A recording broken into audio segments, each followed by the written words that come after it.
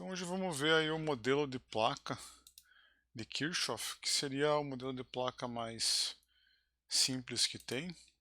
Seria análogo assim à viga de Bernoulli. A gente vai ver lá aquela questão de seções planas continuam planas e perpendiculares aos eixos da placa, etc. Vamos ver como é que isso funciona para uma placa. Tá? Então aqui basicamente vamos construir o modelo de placa de Kirchhoff e depois apresentar as equações da Lagrange, para daí conseguir calcular lá, obter a equação diferencial, condições de contorno, entre outras coisas. Então relembrando, o que a gente precisa para construir um modelo de mecânica dos sólidos. Basicamente, a parte assim que gerar o modelo mesmo é escrever as hipóteses cinemáticas.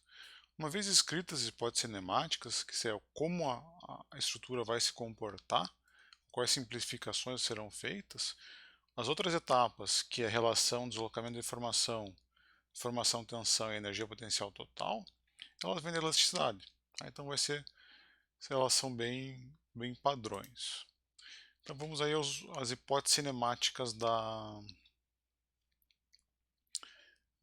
nossa placa. O que vai acontecer na nossa placa aí? O plano dela vai ser o plano XY, tá? Então, tudo que vai acontecer, o domínio da placa agora passa a ser um domínio bidimensional. Então, nosso domínio aqui, ele vai contar com uma dimensão em x e uma dimensão em y, tá? Aqui de 0 até A, 0 até B seriam as dimensões aí dos lados da placa. Tá? E o deslocamento que nos interessa, no caso da placa, vai ser o deslocamento aqui vertical, que é o deslocamento do eixo Z. Então esse deslocamento do eixo Z, vai ser a função W, que vai depender de x e de y. Então uma vez que eu obtenha a função W, eu tenho tudo o que eu preciso para a minha placa. Então no final das contas, o que a gente vai querer aproximar numa placa de Kirchhoff vai ser a nossa função W, tá? Que seria o deslocamento vertical de cada pontinho da nossa placa. Beleza. Quais são as hipóteses então de comportamento de um elemento de uma placa de Kirchhoff? Vai ser bem análogo ao comportamento da viga de Bernoulli. Então, se a gente olhar aqui nessa figura, o que está acontecendo? Nós vamos pegando aqui um elementozinho dela, que está orientado ao longo do eixo X, e ele está desenhado aqui embaixo. Então, notem que o eixo X está aqui na horizontal e o eixo Z na vertical. Então, se eu submeter essa placa à flexão e olhar aqui só para o que está acontecendo no eixo X, o que vai acontecer? O meu ponto qualquer que eu tinha na placa indeformada, ele vai ter um deslocamento horizontal, que vai ser a funçãozinha U, e vai ter uma rotação.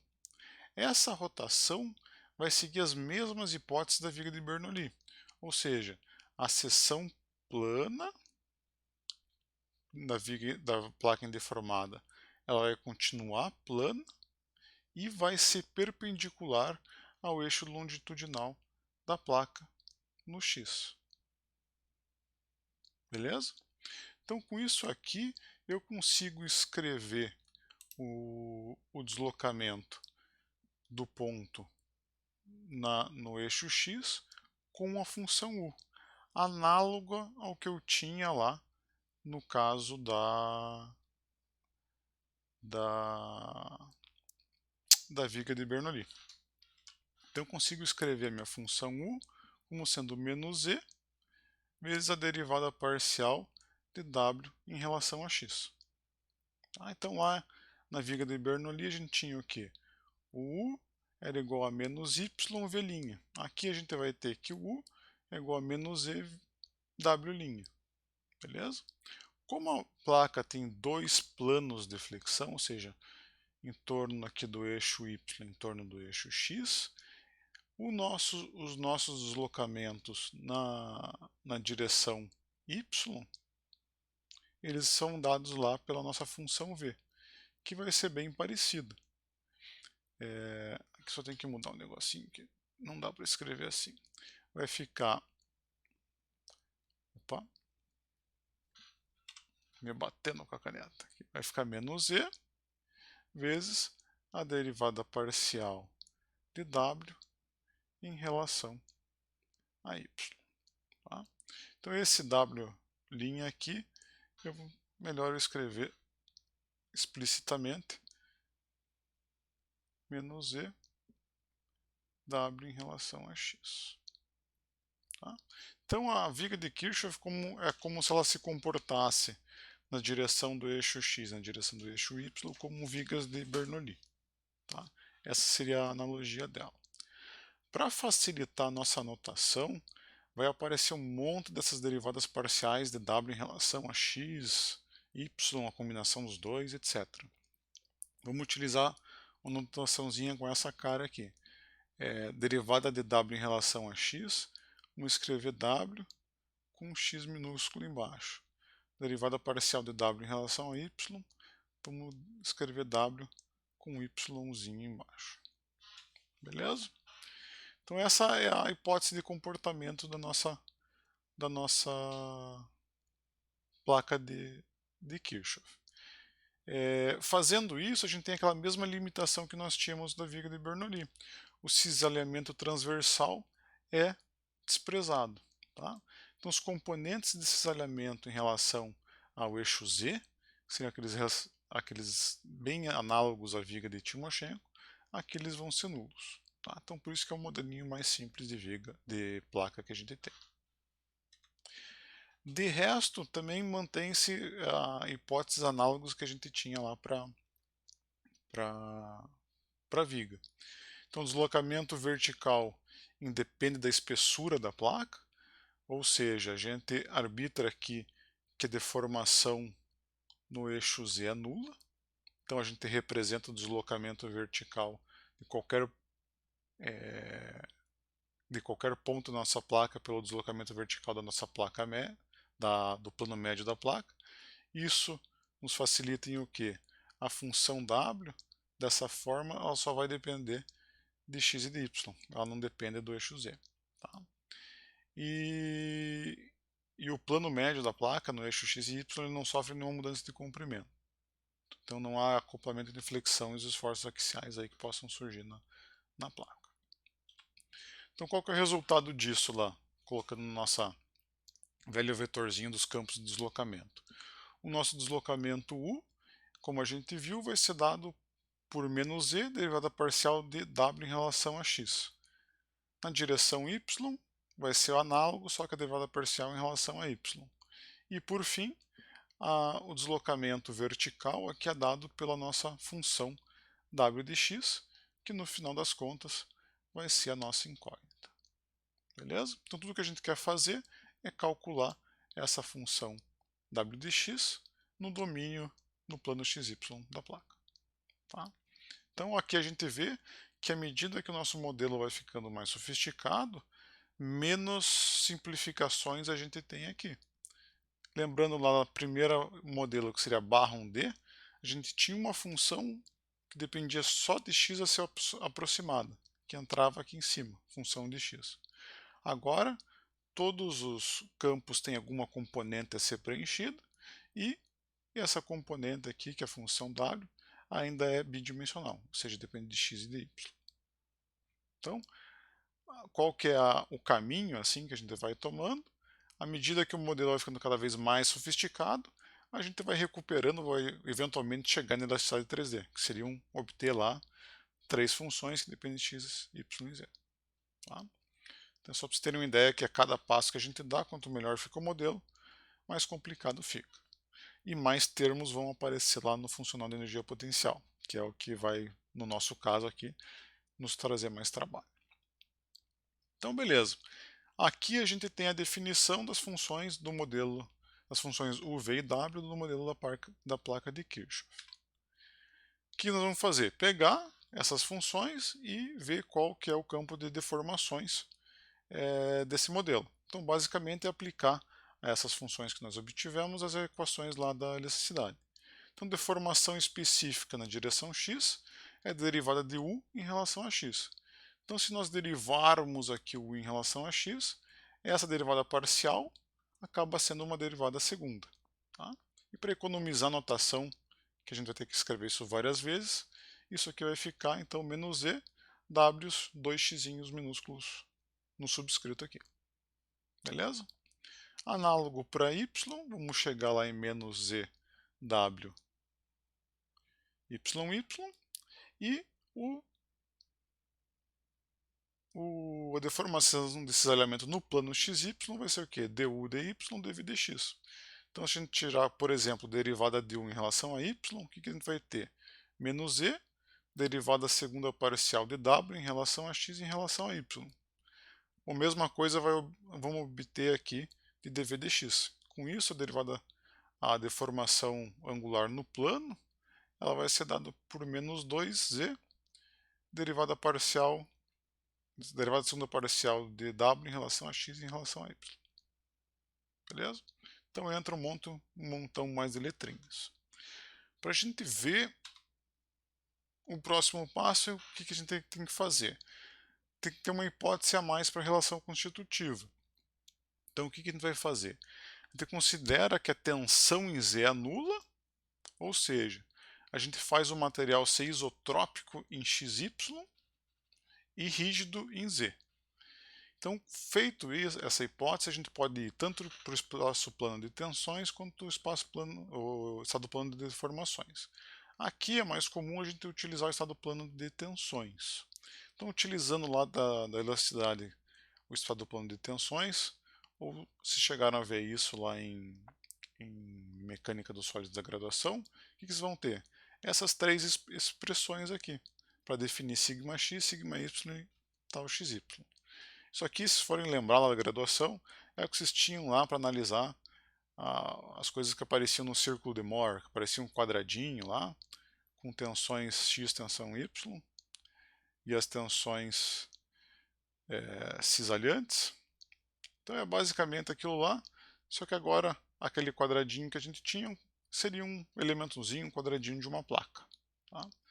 Então se vocês voltarem tiverem alguma dúvida ou lembrança, voltam no livro da graduação, vocês vão reencontrar lá o velho círculo de Mohr que tinha essa definição de estado plano de tensões.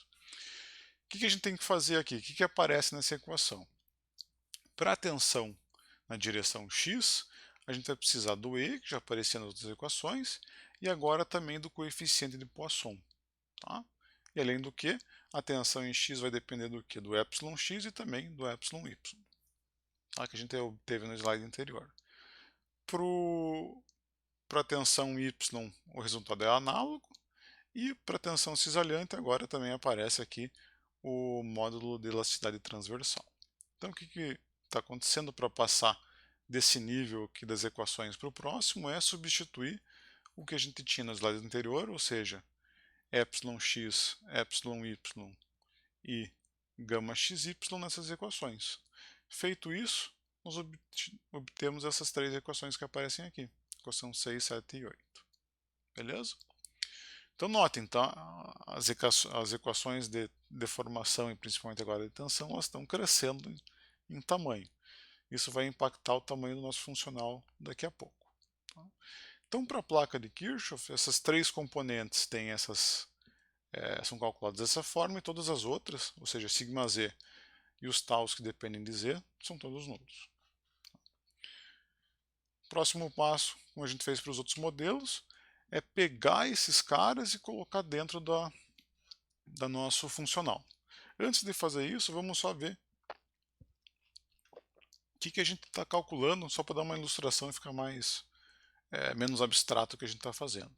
Então essas três tensões, o que são? O que é essa tensão em relação a x? Uma vez que a nossa placa está só submetida à flexão, a tensão sigma x vai ser como se a placa funcionasse como uma viga e teria aqui valores máximos nas duas extremidades.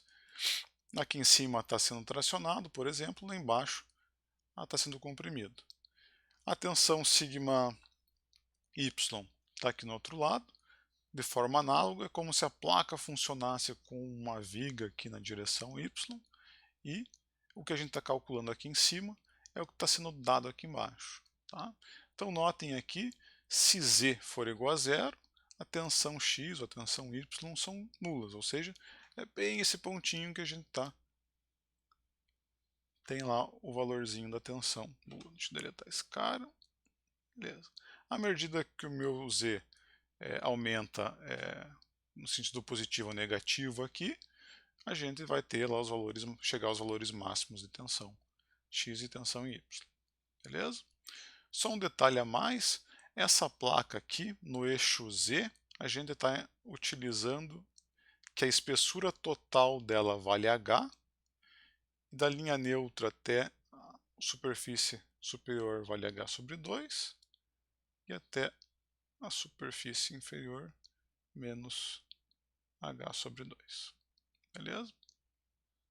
Então são esses caras que a gente está calculando.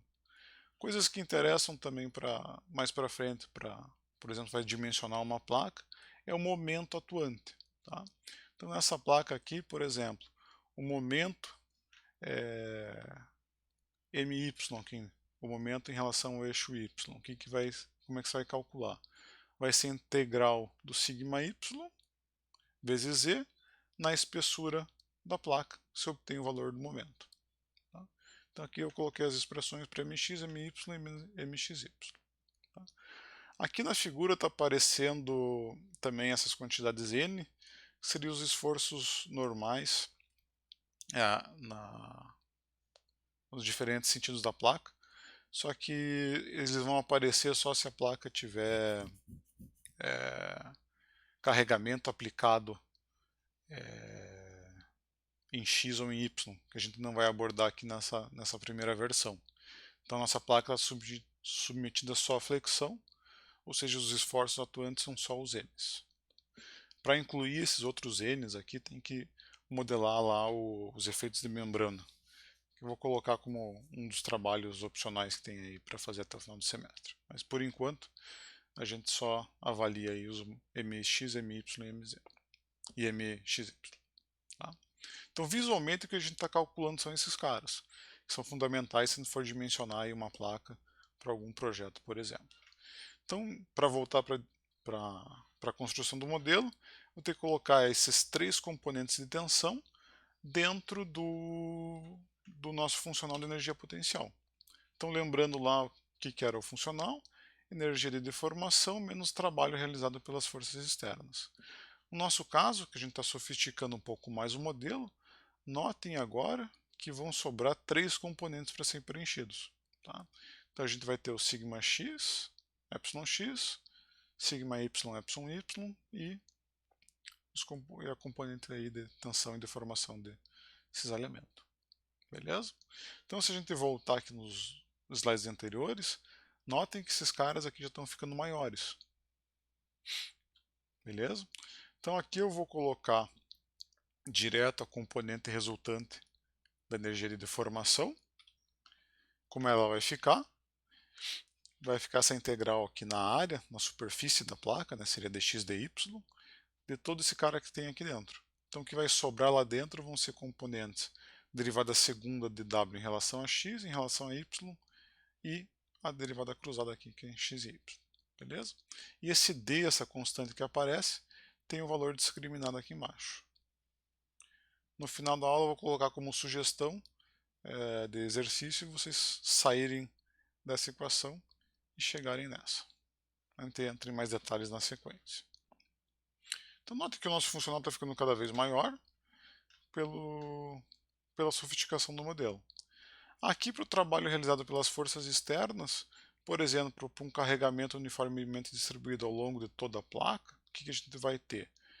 Que o trabalho realizado por esse carregamento num pontinho da placa seria o quê? A intensidade dele vezes o deslocamento desse pontinho. Se eu quero somar o trabalho realizado em todos os pontinhos, vou fazer a integral na área inteira da placa, ou seja, a integral lá em dx dy.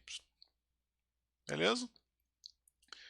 Colocando esse termo, retornando para a equação da energia potencial total, Incluindo esse termo também, dentro da integral, a gente chega aqui na expressão do funcional energia potencial total para uma placa de Kirchhoff com carregamento uniformemente distribuído ao longo de toda a superfície da placa.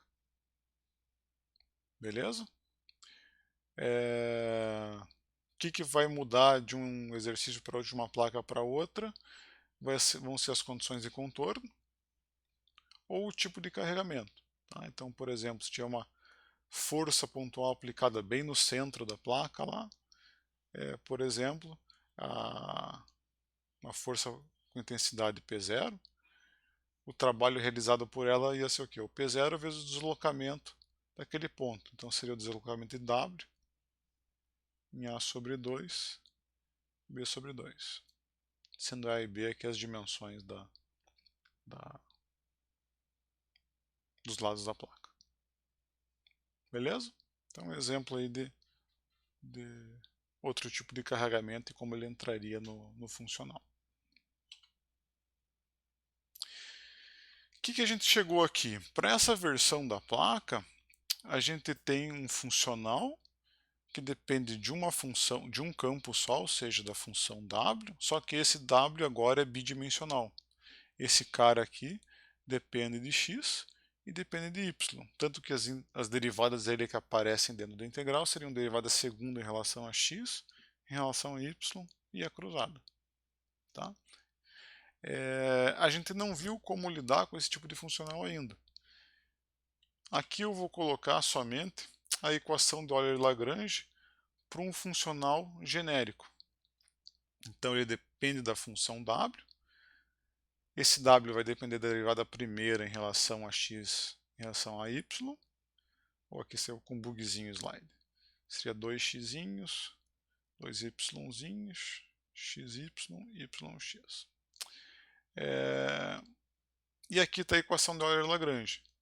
Nota que ela vai ficando cada vez maior. Tá? Aqui é bem chatinho deduzir essa equação, porque como a gente está em duas dimensões, ao invés de a gente utilizar a integração por partes, vai ter que usar o teorema do divergente.